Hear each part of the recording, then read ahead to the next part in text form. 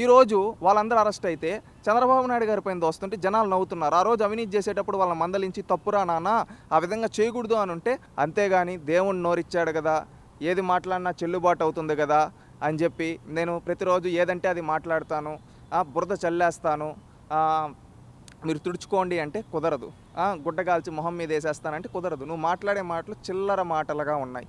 ఎవ్వరు హర్షించరు ప్రజాస్వామ్యంలో ఇలాంటి మాటలను. గౌరవంగా మాట్లాడడం నేర్చుకోండి. ఒక ముఖ్యమంత్రిగా చేసిన వ్యక్తి ఈరోజు మీరు మాట్లాడుతుంటే మీలో ఫ్రస్ట్రేషన్ కనిపిస్తూ ఉంది. ఎందుకంటే మీరు లిక్కర్ స్కామ్లో ఈరోజు అరెస్ట్ అయింది మిథున్ రెడ్డి, మీరు వల్ల అరెస్ట్ అయ్యాడు. చంద్రబాబు నాయుడు గారు చేయించారా? లిక్కర్ స్కాము చేయకుండా ఉంటే మిథున్ రెడ్డిని టచ్ చేసి ఉంటాడా? ఎవరు షెల్ కంపెనీలను పెట్టించింది మిథున్ రెడ్డితో? మీరు కదా.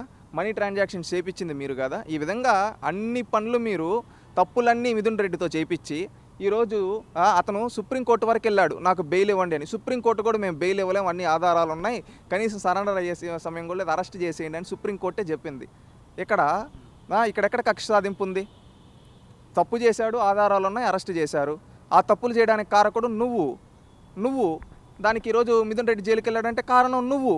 ఈరోజు అందరూ ఏమనుకుంటారో అని నువ్వు అందరితో తప్పులు చేయించేసి కాకాని గోవర్ధన్ రెడ్డితో అందరికీ ఫ్రీ హ్యాండ్ దోచుకోండి, నాకు తెచ్చివ్వండి అని చెప్పి నువ్వు ఆ రోజు దోచుకునే విధంగా అందరినీ రెచ్చుకొని నీ వాటా నువ్వు తీసుకొని ఈరోజు వాళ్ళందరూ అరెస్ట్ అయితే చంద్రబాబు నాయుడు గారి పైన దోస్తుంటే జనాలు నవ్వుతున్నారు. ఆ రోజు అవినీతి చేసేటప్పుడు వాళ్ళని మందలించి తప్పురా నాన్న ఆ విధంగా చేయకూడదు అని ఉంటే వాళ్ళు ఈరోజు బాగా ఉంటారు కదా.